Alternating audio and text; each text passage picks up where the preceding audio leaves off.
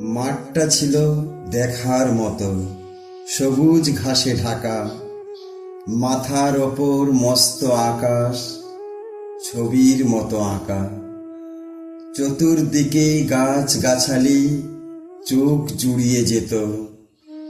সকাল বিকেল কত যে লোক হাওয়া বাতাস খেত। পাড়ার যত ছেলেরা সব আসতো দলে দলে, সারা বিকেল থাকতো মজে ক্রিকেট ও ফুটবলে।